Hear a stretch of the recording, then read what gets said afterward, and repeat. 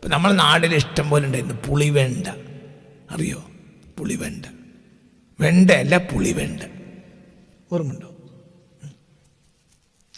കിണറ്റിൻകരയിലെല്ലാം ഉണ്ടാക്കും പുളിവെണ്ട.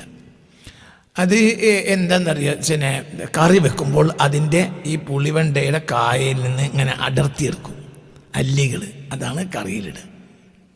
ഔഷധ ഗുണത്തിൻ്റെ പറയാം കലവറയാണത് പുളിവെണ്ട.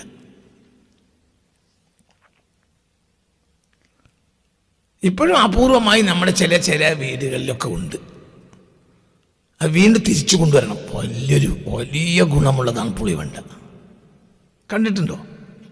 നീ കണ്ടിട്ടില്ലേ പുളിവെണ്ട? ചെറുത് ഇങ്ങനെ ഉണ്ടായി കിടക്കും. അതിൻ്റെ അല്ലി എടുക്കുക ചെയ്യുക. അല്ലി ഇങ്ങനെ എടുക്കുക ചെയ്യുക. ചുവന്നൊരു അതെ ആ രൂപത്തിലാണ്. അതിൻ്റെ അല്ലി ഇങ്ങനെ എടുക്കണം.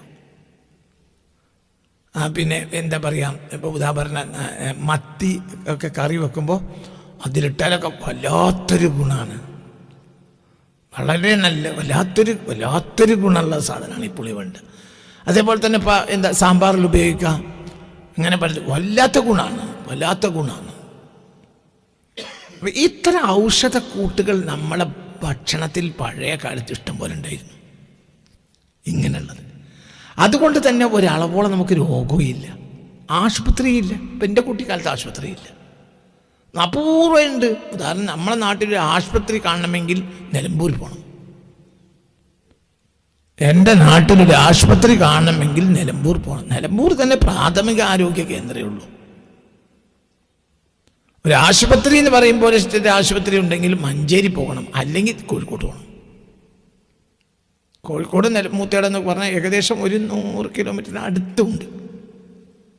80-ലേറെ കിലോമീറ്റർ ഉണ്ട്.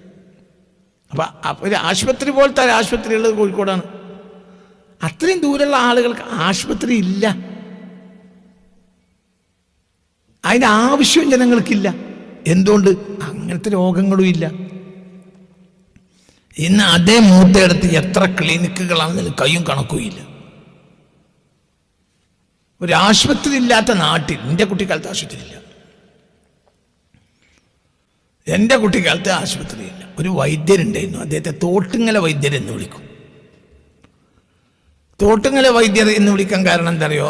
ആളുകൾ പറയും ഒരു തോട്ടിന്ന് വെള്ളം മുക്കി കൊടുക്കുക, എന്നാലും ദീനം മാറും, കൈപുണ്യം. മൂപ്പര കയ്യിൽ ഒരു കളറിൻ്റെ കുപ്പിയിൽ കുറച്ച് കളർ വെള്ളം ഉണ്ടാവും. അത് പള്ളവേദനക്കും അതന്നെ കൊടുക്കും, തലവേദനക്കും അതിന് കൊടുക്കും, ഒക്കെ അതാ കൊടുക്കുക.